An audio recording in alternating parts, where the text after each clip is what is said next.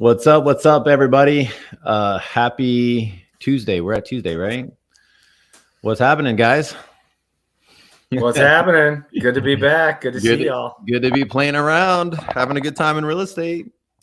For those who don't know, this is recorded, but we wanted to do a quick power play live to the groups that we're part of, the groups that we have, and I just wanted to do something that we're bringing back where we used to do this live. Was that twice a week? I think it was twice a week at one point where we're just out there giving a lot of content. Then we moved over to doing a lot of interviews, which we're still doing those interviews with the Power Play podcast. And now we are just hanging out as four guys, wanted to give the value that we can just from what we've been learning over the last I'd say, well, as long as we've been in this business, but we wanted to really share what's happening now in the marketplace and just different things that we've been seeing in the last 6 months that we can give value to those who are looking to either get into investing, learning creative financing, learning strategic ways to close deals and to do deals. I know a lot of us in this group, pretty much all of us have been doing commercial real estate. And so that's been exciting to do different aspects of commercial real estate. So guys, welcome to the Real Estate Power Play podcast. Let's jump into it. Today, the big topic that we have going on is how are we doing deals right now? How are we acquiring deals?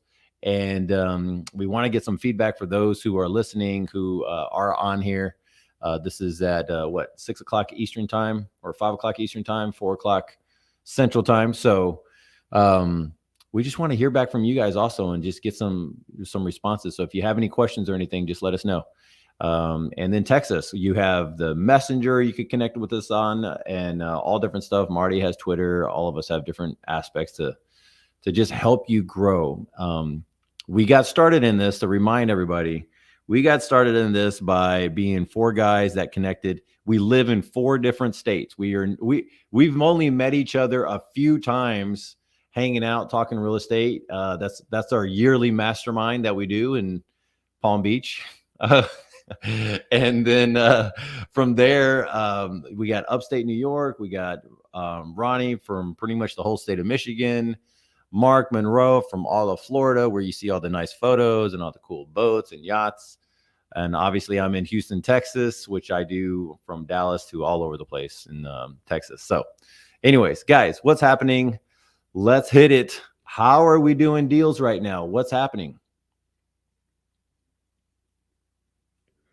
All right. I will go first, I guess. So it's cool. Thanks for having everybody on. I appreciate it and excited to have this back. So anybody listening right now, if you guys have any questions, please pop them in. So, we'll also make this a Q&A. So if you guys have any questions at all, feel free to drop in. But I guess we're going to just talk about like how we're finding deals currently in today's market. All right, cool. So for me, and you guys know this, and I know everybody here has a different way of going about it, but I use bird dogs. I'm using a lot of bird dogs currently out there in today's market, just getting a ton of referrals, like trash men. They know the neighborhoods that are vacant. I have them, they take a screenshot, they send it to, I have a whole system set up so it just comes in. And then from there, one of my VAs runs with it and does the whole skip tracing. So that's one source for me. And I would say where I get my best sweet deals and my home run deals, hospice nurses. That's where you're going for those nurses, huh? What's that, Gabe? So you're going for those nurses, huh? I shouldn't laugh, but it does. I have one right now that we're actually doing up in New England, and nice. We're closing it at the end of the month. And on that particular one, I'll talk real quick and then I'll go to Marty. So on that particular one, it's a husband and wife. They're both elderly. He is ill, and she's a little bit too elderly to take care of him. So they have to move in with the daughter, and the daughter lives a little bit more than 3 hours away. And they've owned the home for 38 years. And it's just so much for them to get the house ready to put on the market, the list with a realtor. So they reached out to me, and I went through it. I said, hey, you know what? Just take what you want, and whatever you don't want, just leave behind. And this actually has happened a few different times. Leave behind what you want. And I mean, they left so much behind.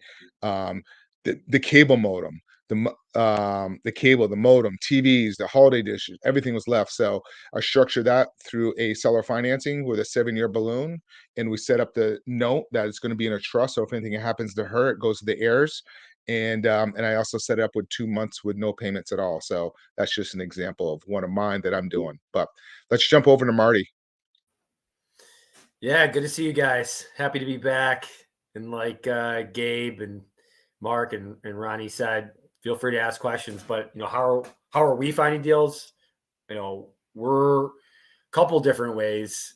The best way is when people come to you, and we do that through Google AdWords. I feel like that's going to be if you can figure that out and you have the budget, or if you're just willing to do the stuff that no one else wants to do, which is learn it and be okay with all the changes and updates Google makes, you can really differentiate yourself very quickly, especially if you don't have the years in the business, right? So example, when we started doing it, we didn't have 20, 30 years like some of our biggest competitors did, but we knew that people were more likely to go to Google, type in, sell my house quick, than they were to go in the yellow pages or drive by a banner that was, hanging in the city, or a billboard, right?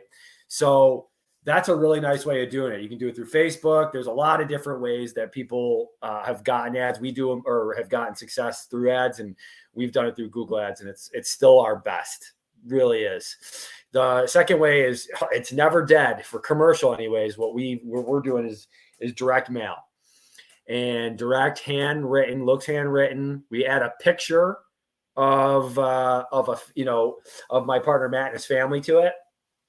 It's a home run. It's a home run every time. I got people calling me saying they're not interested in selling, but they're going to keep the card. They're going to keep the letter and hang it up because it's their best letter they've ever gotten. So we've been doing very well with those two things. So for residential, it's been Google Ads, and then commercial, it's been direct mail, but having a little bit of differentiator by adding some personality to it. That's what's going on up here. Nice. That's what's going on. Ronnie, what do you think, man? What's been happening in your world as far as what's been working? It's funny. I actually had someone reach out to me today about just their process and analyzing deals. And I think one of the things I'm running into, guys, is people are just nervous that their source of deals or leads are going to dry up. Or if you're new and you're trying to get started, that you missed the boat. Like, I get this actually quite a bit that I've been collaborating and networking at RIAs and in-person meetings is, where's the deals, or the deals I am looking at are so thin that if I make a mistake, I lose money. Heck, I've lost money in the last year on my deals, right? Going sideways. And I think it's a valid question. So, in my realm, to tag on to what Marty was saying, we're diving headlong into internet marketing very, very heavily, very heavily. Like I've pretty much cut off a good chunk of my other leads for a number of reasons, not because they don't work. And actually, one of my students just took and did one of the things I recommended, which was the texting, the tax delinquencies, and he got a deal within 14 days of jumping on board, right? Just because of the consistency and just doing it. And I think the question is not what works, but whatever you work consistently will work, right? Like if you work it consistently and you do the action. So for me, I'm focusing on internet. I'm focused on internet leads, and I'm focused on really building collaborations with people, connecting, providing value, walking people through the wholesale and the flip process, and in turn JVing and splitting deals. And so that seems to be the way that I'm leaning, but it also partners with, some of the content and the educating. So that's kind of what it looks like. But I want to encourage people, you guys who are watching, the guys that are on here, the biggest battle you're going to have is right here in your brain. Finding deals are you a person who attracts money, or are you a person who's scared of it? And getting your mind right over, real estate's really, really simple. It's three things. It's understanding how to do it, it's connecting with the right people, and it's talking to leads and generating them and doing the work. And a lot of times we don't do those three things because we're sitting in our house and we're scared and we're nervous and we're afraid we're going to make a mistake. And really the biggest mistake is not taking action. And so I want to encourage you guys out there, if you're asking yourself, dude, where do I find leads? Pick one of the things that you're learning and dive into it. The volume you're doing right now is probably not enough, right? If you're sending out, 200 text messages a day, it's not enough, right? Send out 18,000 text messages over the next 30 days and you will get a deal. Okay. If you send out 200, it's probably not enough. So that's what's going on in my world, and some encouragement out there. Yeah, that's good. That's good. And so, guys, one of the things that I'm hearing everyone saying is, one, you're taking action. You found over the years, you found a couple funnels that you've been working on lately, right? That you're like, this is what I've been working on. You put some work into there.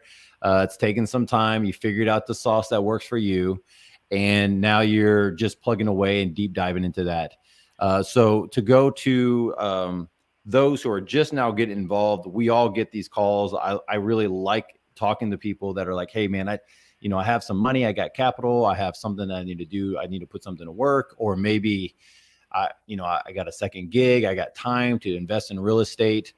The first steps that I normally help people get into is just the simplest things is go to your backyard, pick out 200 houses, drive around the neighborhood, pick out 200 houses that just look rough. I think driving for dollars for the stuff that I do is probably the simplest things. This is basically anywhere in Texas, all right, that we could do that in. I think in some of the areas, maybe not Mark's area, but in some of the other areas, definitely if you're in a neighborhooded area or you get to areas where there's neighborhoods, it's one of the easiest things to do. Find the neighborhood that might be around for 10 years or older. If you want to get just a quick start, find neighborhoods that have been around for a while, not the new build neighborhoods. And we have tons of those in Houston metro area, guys. They're all over, and those in Houston know that. So do that, pick out 200, skip trace them, send them letters, and call them right away. It's pretty simple. I know a lot of us do text messaging, and I know Michael on here was talking about text messaging. Is there anything else that you guys are saying for like a newer folk who was like, hey, I just need to get my pipeline full? And I think that's one of the things, right, Ronnie, that you're talking about is like, how do I get my line? How do I get this basket full of deals, right? Yeah. Even if they're not deals, it just that the momentum is happening. Back at Chase, when I worked in the investment world, we used to say we need butts and seats, right? We need people in front of us. And if we got people in front of us, we can pitch them. And out of so many of those people, we're going to get a deal. And so a lot of that's just filling that up, because real estate is a pipeline business, right? If you stop what you're doing today, or you get a deal and you don't do any work for 45 days, you're not going to have a deal for probably 90 days. So another really amazing thing that I've found as I've jumped in and really started helping more people is there's two questions when people get started. Question number one is, how do I create leads in my system? Well, once people actually do the work to create leads, the second thing that happens is, how do I talk to these people? And when I talk to them, a huge portion of them will immediately discredit you or discard you. And they'll say, I'm not interested, right? And then there's this, this think of it as being like bloated in your stomach, right? You feel bloated with this pipeline of leads that you don't know what to do. You know there's deals in them, but I got 730 leads that I've touched base with over the last year that I need to work through. Heck, I have this, right? And so what I've found is that being able to go to people who are finally generating or trying to generate have a problem talking to individuals. So I've been offering to negotiate on their behalf if they'll open up the conversation for me. Hey, would you be interested? Hey, are you thinking about selling?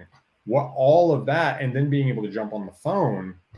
And so, guys, there are so many people who are generating leads and paying for money, and they're not actually following up with them. And so if you're a new guy and you don't have any money and you can't generate leads, but you're like willing to get on the phone and talk, go around and find 2-3 wholesalers literally every week until you create some good relationships that'll let you work their old follow-ups and split those deals. Even if you give them 60% of the deal or 70% of the deal, you can get 30% of a wholesale deal that might be $30,000 by working someone else's leads because you're willing to make the calls and they're just sitting in the bucket of someone else. That's something people are coming to me like, what do I say? Right? What do I say for owner financing? What do I say to get this guy deeper? What do I say when I'm offering a novation? Like, I don't know what that looks like. Ronnie, can you come help me? Then we jump on a 3-way. We're on the phone for an hour. We negotiate 3 owner finance deals, and we're doing a deal together. That's another just direction when you're talking about building this stuff up that I'm seeing right now that is actually a huge source for me. People are like, hey, can you jump on the phone? Yes, I'll jump on the phone. And Marty, I know you're big on that too. You know, what do you have to say about that? Are you running into similar things, or what, you know, where are you coming at in your market? Yeah, dude, you're right on. I mean, Ronnie's always right on. That's the right approach for sure. And by, you know, number one is just like you said, hopping on the phone. You know, you kind of have to look at yourself as an investor, where you're coming from, right? You know, and that's number one is like, okay, do you have time or do you have money? Because I could show you some cool tricks to either one. And what's your level of discomfort, right? So a lot of money and very simple, and a lot of comfortability is with like the Google ads, right? Because they're coming to you and they give you a whole breakdown of why they're selling and how much. And, you know, those are really good, but they're expensive. Or are you willing to hop in your car and drive and look at, like what Gabe was saying, and drive around and find that property that hasn't been mowed yet? At least here in upstate New York, right? It's been a frost till May.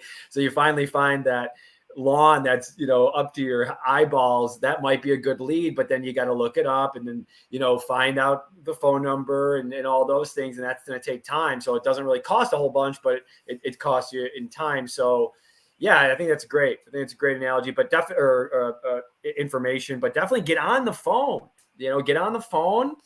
And, you know, I think I've said this before, but you don't want to wait around for a deal, or you don't want to wait for an opportunity. So you want to make an opportunity. That's by hustling, right? And we talk about hustling and getting after it. That's the stuff like driving for dollars. That, you know, like Gabe said this, I find 200 houses. The majority of people won't even do that, let alone look them up, right? So, you know, just, hey, what's the plan today? I'm going to find 10. Don't do 200, right? I mean, I know what Gabe was talking about. Do 10. Do 10 for the week. I'm going to find 10 properties. I'm going to write them down. All right, after I write them down, now what? Well, after you do that, now go on the county record and look up who the owner is. Okay, did that. Okay, now, so like try to like, you know, cut it up into sections and make it a little bit more digestible. But I think that's a really great way to start and get it going and getting your pipeline going for new people. Mark, what is something that, and we have a lot of stuff going on, and you talk to tons of people that you JV with leads and stuff. What is something that you're helping them with for like newer leads, newer deals that are coming in? Because I know you work with a lot of you know, people that are kind of in their first year of investing. Yeah, actually, not even that. Now I'm actually working with people that I'm actually getting a lot of people coming to me that have been investing, and they have a normal W-2 jobs, but they've acquired like 4 to 6 properties. I'm getting a lot of those people coming to me right now. So they've acquired 4 to 6 properties, but they're putting 20 to 30% down. So they're tapped out on their capital now. So they're reaching out to me now to kind of understand the seller financing strategy. So I'm getting a lot of those type of people coming to me now on knowing how to structure like the residential, commercial, whatever it may be. I'm getting a lot of that coming through the door at the moment. So was that what your question was there, Gabe? Yeah, like what is your advice for helping people that are coming through there, that's coming through the door, and you're able to help them process and look at new deals? It sounds like they have leads or they've done some before, right? So what are you Yes. advising them to Yeah, go out there and look for more, or what? yeah, exactly. Just go out there and figure out. I'm advising them whatever they're used to. If they're already currently investing, stick to that particular your buy box, if you will, and then start asking and opening up a conversation with the seller about terms. One of the questions when they always go through that I always recommend is, kind of go through your script, talk about the property, and say, hey, would you be willing to rent the property to us for a few years, and then we close on it? We'll take care of the maintenance repairs. So if they say yes, then they're going to be open to some type of seller financing term. So I'm kind of telling people that a little bit. Or if they're people new coming into the industry that are new and they only been into it for a year, depends on their situation if they have capital and credit, or if they don't, then I usually kind of advise them to kind of go through that same process, but maybe do what's called a sandwich lease option because it's a lower entry point to get into the property. Like I just closed on one back in January where I locked it for $100 as a sandwich lease option. I locked it for $100 and I turned it into $50,500. And that's where I usually advise people to start with before they jump into the sub two world. Sub two, yes, it's great, but you need to kind of know what you're doing. So you want to start out like on a wholesaling, or what I recommend is a sandwich lease option. That's kind of where I'm advising everybody. Mark, that's such a good point. Like the people who are jumping into sub two and don't know jack from squat about real estate, that's really scary. I don't know, man, especially if they're assigning these sub two deals, that's even scarier. I don't know about it personally. I think you need to be at the top of your level before you're doing sub two deals personally. And you really, because it's a big responsibility. You're a fiduciary for that seller that you're working with. Like I don't even, to be honest, when I'm doing them, I'm like, man, there's a couple other options.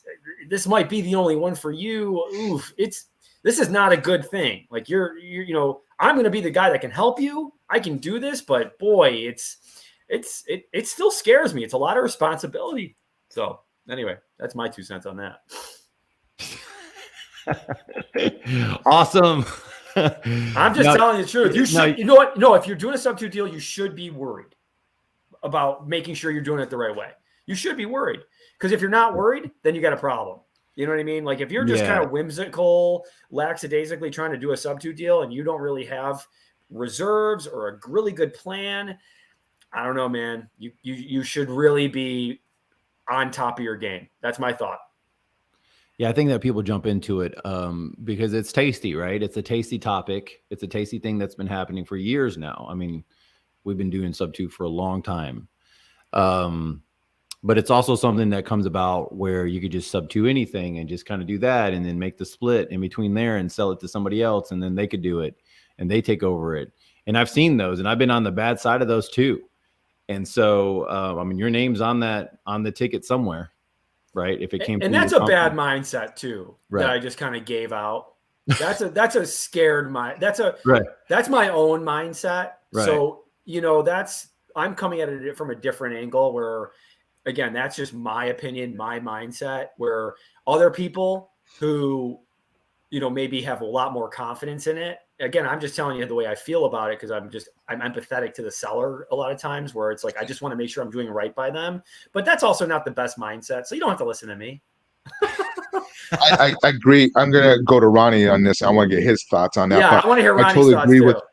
But I do agree there, Marty, because if you are coming in and you have no real estate experience and you're going right into subject to, you got to be careful, because if you don't know what you're doing, and if you get that loan called on a due on sales clause, and that's a $250,000 loan, you got to come up with some money real quick to be able to pay that loan off. So you definitely need to understand it. That's why I always recommend one of the other ones, or team up with somebody that has that experience and do the deal. That's probably the best bet, because sub twos are great. I'm closing on one on June 23rd, and it's going to be over a $200,000 spread on that one. So you can definitely do them, but just make sure if you're new, you know what you're doing, or work with somebody. Ronnie, what's your thoughts on that?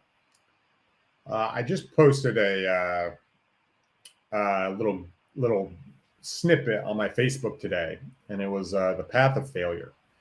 And the path of failure goes like this: nothing wrong can happen to me, right? Everything I touch turns to gold.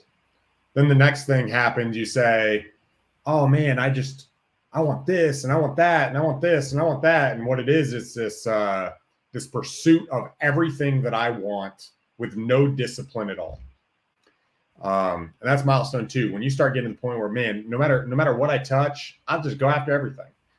And then, you get to the 3rd mile marker, and the 3rd mile marker is, oh, this risk that I see, oh, I'm just going to deny that, right? And you deny all the risk and all the peril that you're bringing towards yourself. And then the 4th thing, the 4th milestone is you start realizing that you are in a really desperate situation. And what happens is you start lunging for things to save you, right? It's this lunging for salvation, this grasping towards, that gambling mechanism that will get you to go. And then the final thing is the death of your dream, or your dream becomes irrelevant and you die, is basically what happens. And, here's the reality: is real estate can make us. It's made me literally millions of dollars. Okay. I have also lost millions of dollars in real estate. Okay. Like, I have lost a lot of money. And so, yes, you can make $30,000 on one transaction. And yes, you can lose $68,000 on another transaction, or you can get sued and it will cost you $140,000. But here's what I want you guys to think about. Why are you doing this? What is it you're trying to change in your life? And based on that why, what do you identify with the most? Do you want to create a subject to portfolio?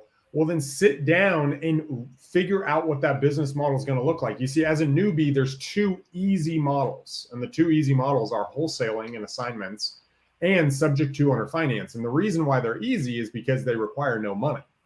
Well, that easiness, no matter which way you go, actually has a flip side to that coin. And the flip side of that coin is it's actually very difficult for one of 2 ways. Either you have to negotiate with no money, and 2, you have to do the research and make sure you're compliant.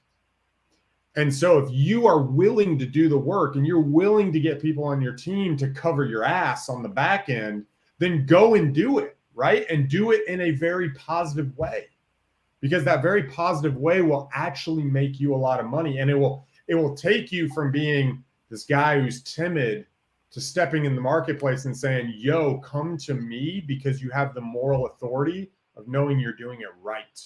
And once you can set yourself up to be in that position, that's how you create generational wealth that will change the trajectory of your family line, which is, my guess, is why people are getting involved in this. This is why I got involved, right? I wanted to go to Ireland. I want to go to Japan. I want to go to freaking Dubai. I want to do some cool stuff. I'm not going to do that if I'm just, forgetting about the details and just whimsically throwing stuff together. You don't become a multi-millionaire by just saying, oh, let me just try something, right? You do it by sitting back and learning, educating, creating value to the right network, building that up, creating an actual lead flow, and being attentive to the details of your industry. And guys, I want to really focus on this. Focus on the model, the revenue, and then building your credibility by following through at the highest level, right? And if you can do that, you will get what you're looking for. But I want to highlight what you guys said is, it's so easy to just think it's going to work out.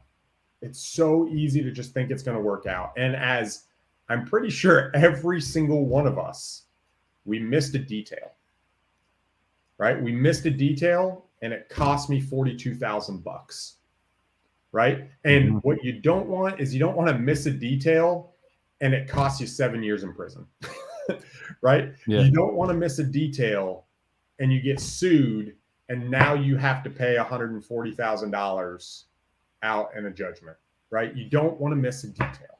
I didn't want to miss any of these details. And the detail I didn't miss is that the numbers seem very exact for a reason. These aren't just made up numbers that Ronnie's just saying out loud. But here's the truth. Here's the truth.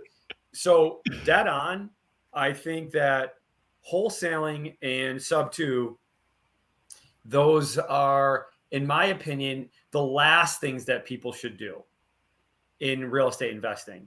I think because they're the hardest to, like Ronnie was saying, to really figure out. So you burn out very fast. A lot of people go, I'm going to get into wholesaling, or I'm going to get into doing sub 2 properties.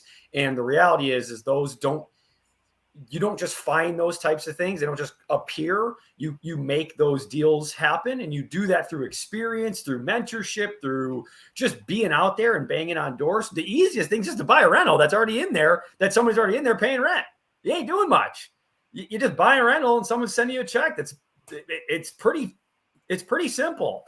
That's how we started. We bought rentals first, then flipped, and then wholesaled. So I knew exactly what people wanted. I knew what investors wanted to see. I knew how to find those things. So that's why we became very good at it. So if you're new, I guess what I'm trying to say is literally try it, unless you have undeniable effort and undeniable want and passion in the industry to get it done yourself. Go and work with somebody else that's doing it. Team up and JV with someone who's already killing it. I wish I would have done that. I'm a ding dong. I wish I would have done that years ago, but I'd be further ahead. But it is what it is. I had undeniable effort. The other thing is, in regards to sub 2, is same thing. It's that I learned that through the other creative ways of doing deals, seller financing, and then we did sub 2. And even then, I still was very worried about doing it because I wanted to make sure I did it the right way. And like Ray Dalio said, I said this earlier, if you're not worried, you should worry. And if you're not worried, you should worry, or whatever the term is. So anyways, that's what I wanted to get out there. I think it's all really good, but just pick the one, like Ronnie said, and but know your why and just go after it in whatever way whatever that means to you, I guess. Yeah, guys. One of the things. Go ahead, Mark. I wanted to ask you, Gabe, because I know you got to get off here in a few minutes, but why don't you tell us a little bit about your situation, what's working for you right now, and kind of give your value to everybody.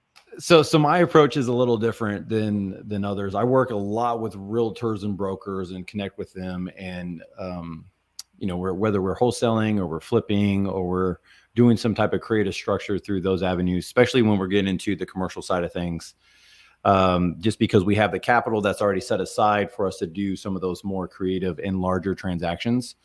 One of the things I wanted to mention, though, for across the board, which I think is just one of those things that just happens as you grow in this business. And for those who are just now listening or who are just getting in, maybe you're in the first year, maybe your first couple of years, that there are skills that you acquire over time that makes the deals. I mean, that's really what we're talking about. And I think what happened to me and what I see happening to a lot of people is not knowing which skill to focus on first.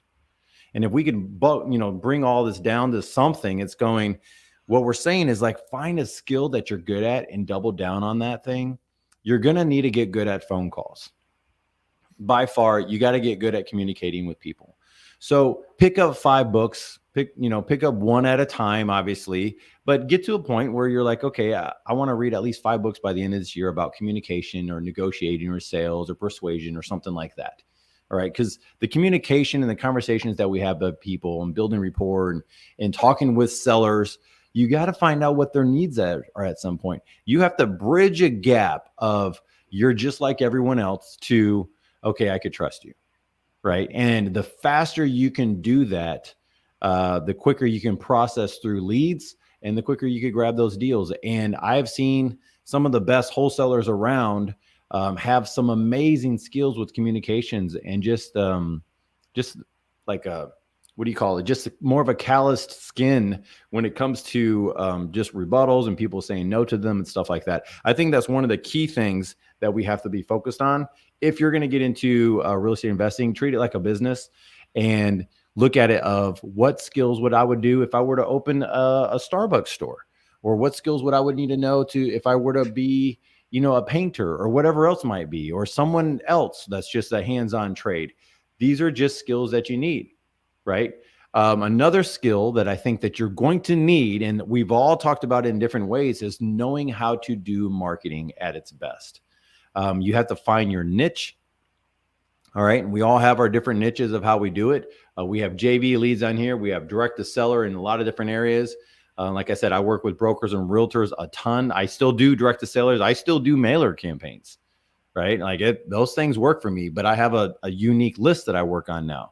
But I believe those are so powerful right now, is learning how to market. And I think that with the current condition, and thank God for people like Ronnie and Marty for keeping us afloat on the current things that are happening in the world and with the different ways to do marketing, it's enlightening and it's really great to see. And competition's so good whenever you have someone that might share something that's on Facebook or Instagram or Twitter or something, and you're going, I can take that and I can add that one nugget to what I'm already doing. Oh my gosh, this is golden. And you come up with a new pitch, or you come up with a new line, or you watch some of these other, or you watch us and you go, I'm going to start adding that to what I do. So I think that these are two major skills that need to happen if you're going to be doing more real estate transactions. Is one, learning communication at the top level, with specifically for talking to sellers. It does help out when you're talking to crews and contractors and to brokers and realtors. It helps with everything, but definitely the negotiating. And then you have to be thinking about marketing. And I tell you what, guys, what's really cool is that in the last, I'd say since the beginning of this year, everyone I talked to, and last year, this wasn't really the case. Maybe I'm asking questions differently. I don't know about you guys, but lately, and correct me if I'm wrong, chirp in, but I've been having more people ask about, hey, how is your marketing doing? Or, hey, I just don't know how to do the marketing. Do you know how to do the marketing? I would like to partner with you on the marketing side of things. And I'm like, man, I've been doing it for so long. It's just kind of normal now. But I'm having other folks go, look, I'm noticing I'm not even good at that. Maybe it's just the turn of the times that we're in, where more people are starting to identify going, I know what my skills are and I know what my skills aren't. Are you guys seeing any of that? I want to speak to this, and I think it's so powerful because the answer is yes. Yes, more people are doing that. And the reason why more people are doing that is it's not as easy as it was. There's a book called Shift by Gary Keller and a market shift. And what you have in the real estate industry, and it's not just a market shift, guys. It's a flooding of people into the wholesale space, right? And so this flood of people, plus the way the market's going, which nobody really knows, and it's this weird monster that's happening, it's causing less and less deals to happen. And, the cool thing is, when you play basketball as a kid, you're learning basketball and you want to get better, you can go to basketball camp, right? And the guys at basketball camp can teach you some of the proven strategies. The cool thing is you can go to guys now that's oftentimes cheaper than basketball camp to learn some proven strategies. And then you can pay a little bit more to get personal mentoring and personal, talking to about it. See you, Gabe. And you can walk through this process and you can learn and you can get part of some of the knowledge that people are doing and transitioning as time goes on. And guys, when it comes to marketing, if your current response rate is decreasing and costs are going up, understand that is part of what happens in a shift. In a shift, you got tons of people going after the same leads. And so what it does, it takes more effort to get less deals. And so it causes us to have uncertainty. And if we pull back, it's the people who go all in that win.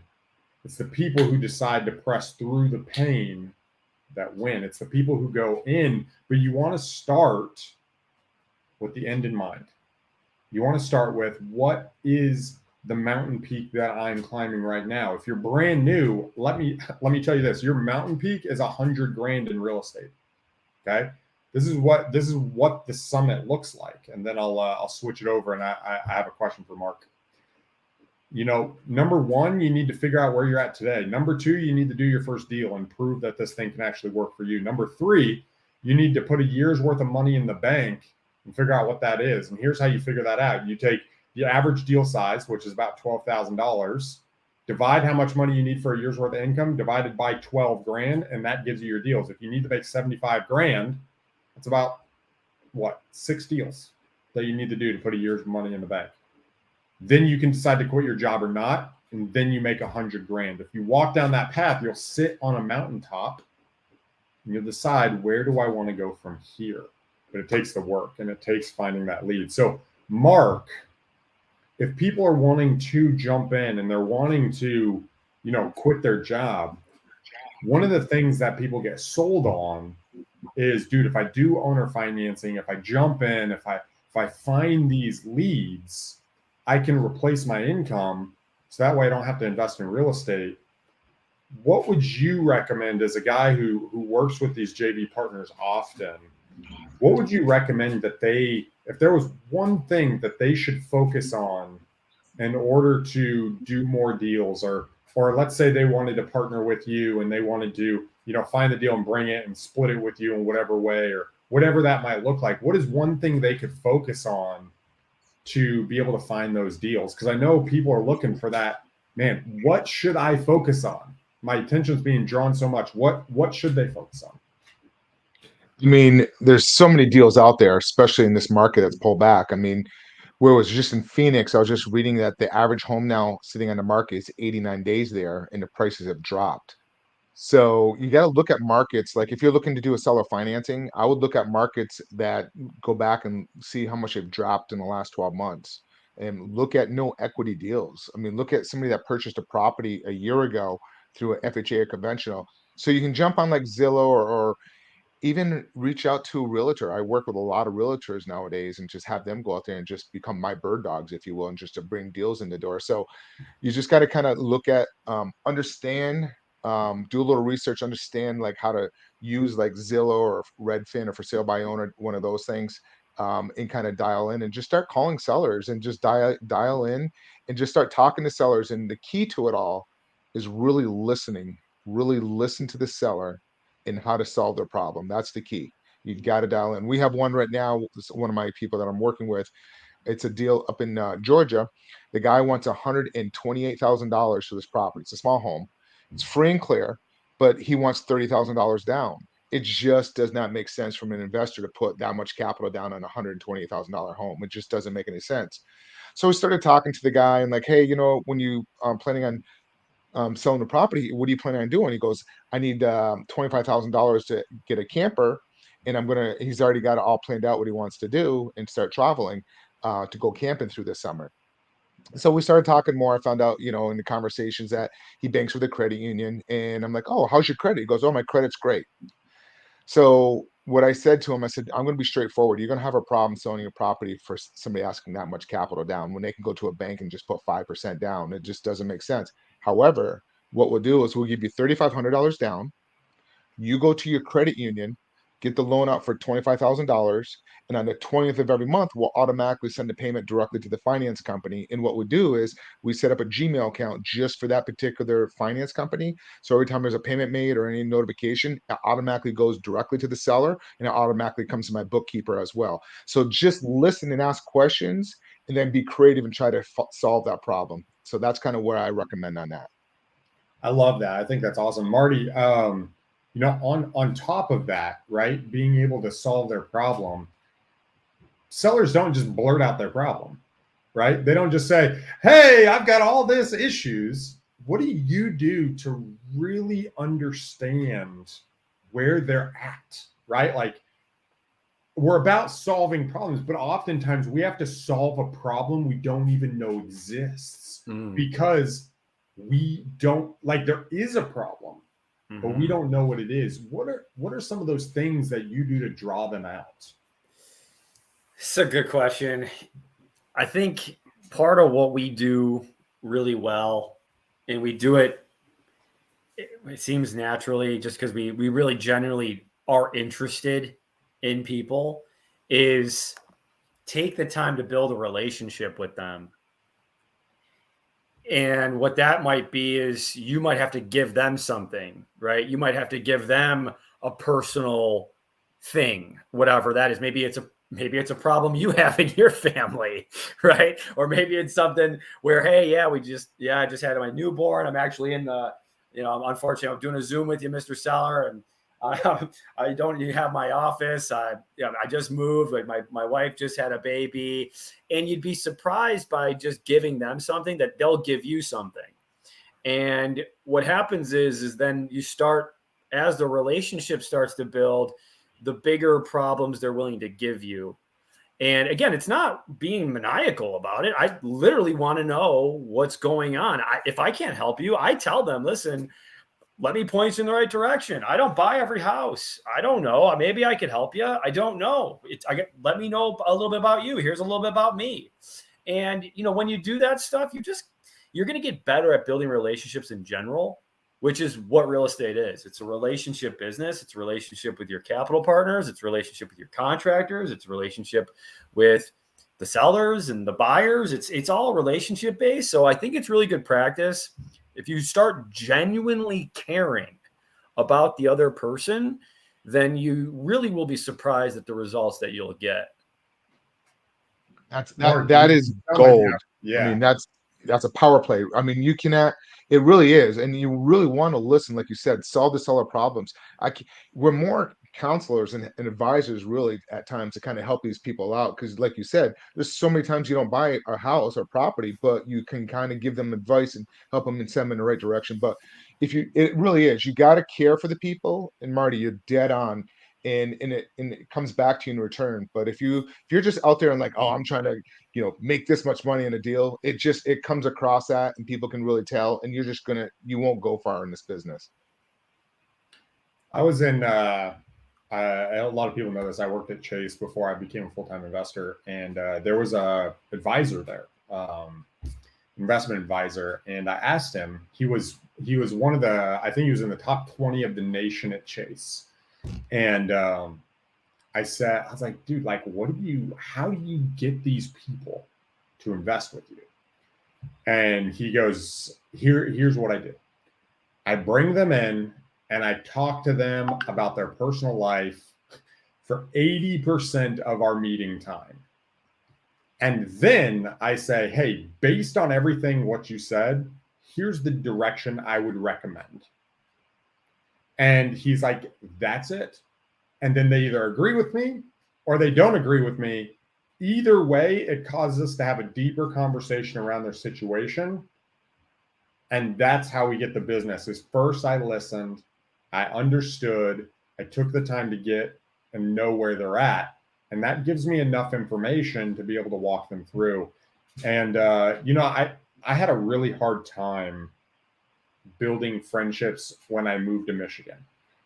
Initially, I didn't know how to connect with all these people. I didn't have a community. And I had to start from ground zero. And, the most unlikely thing happened for me to build relationships I didn't start building relationships with my neighbors, with other investors, with anything until I was vulnerable and I asked for little inconvenient favors. And it was really interesting, guys, when I said, hey, I really need this, or, hey, can I get your opinion on a couple things real quick? It was when I started sharing a little bit of things that way is what really started causing people to move in my direction. And there was a back and forth. I do this with sellers.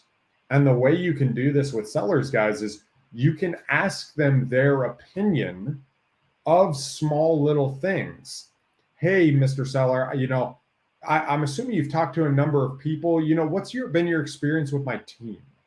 Right? You talk to them. Was it a good experience? Is there anything we could do to get better? Right? hey, in this phone call, this is normally what I talk about that people want, but I'm just curious, is there anything else that you would like to talk about that I don't normally cover that you think would be valuable? And what you're doing is you're giving them a voice into you, and there's something magical about that. Like they said, it's that being vulnerable, like Marty and Mark said. So let's wrap this up, guys. We've been on here for an hour. So to kind of go around the roundtable, Mark, if you could drop, a power play gold nugget on this, what would be your number one encouragement for people? I would just say take action. And if you don't know where to start, and this is where I see a lot of people and they get struggled and they're like afraid to pick up the phone. Use and you don't have to spend money, is jump onto Zillow, go to for sale by owners, and go in a market that you don't live in. And if you don't care and you screw up, who cares? That's the purpose of it, to learn from it. That's what I'd recommend. Jump online. If you need a script, reach out to one of us. We'll give you a script and just start practicing in cold calling and speaking to sellers. And once you feel comfortable with them and you start feeling that, and then start what Marty was saying, building a relationship with them, that's probably where to start. And that's probably what I'd recommend if you're looking to start into this business. Dude, that's awesome. Marty, what about you? A lot of this just comes down to confidence when you're looking to either grow the business or start your business. And in order to, gain that attention and whatever it is you're looking to do, you really need to start keeping the promises to yourself. And that's how you gain confidence, because this business is, the more confidence you have, the more risks you're willing to take. And, starting a business or adding to your business is a risk. So, just little things. If you say you're going to do something, do it. And when you do those things, you really build up this energy. And if I could go an hour on this, but I'll leave you with that. I love that, man. It's it reminds me, it's aligning what you say with who you are. Right. It's man, that's so good. Because if they're disaligned, it affects us the most. Right? It affects us the most. Dude, that's so good. Cool. And finally, guys, I would tell you is be consistent with a budget towards marketing, whatever that is, a budget of time, action, whatever that is. Pick an activity to do consistently, and do it. And then secondly, build a strong professional investing network. People who win at the highest level in whatever field they have people who are challenging them. They have mentors and coaches. They have advisors on their nutrition and their health. They have a mental expert that they can go through all of their mentals. Heck, one of my priests sees a counselor to deal with all the crap he listens to, right? Like, they have people they go to. And so build a professional support network around you to help you do these deals and to give you the direction that you want so you can change the direction of your life. Because the cool thing with real estate is one transaction can make you a whole bunch of money. And so, man, keep at it, keep plugging away. Guys, this has been awesome. We're excited to jump in here and do more lives. Go to our YouTube channel at Real Estate Power Play and check it out. Like it, sub. We've actually got a lot of really cool content there with stuff that we have coming out. We also have the podcast that you guys can go and download and listen in the back, and go back through and grab some of these nuggets that Marty shared, that Mark said, that Gabe did, and pick 1 to 3 of them and apply them to your business. And we've got literally nearly 2 years worth of content that you can go back now and really dissect our business models to add value to your life. So go subscribe, and send us a message. We'd love to hear from you. Until next time, guys. Peace.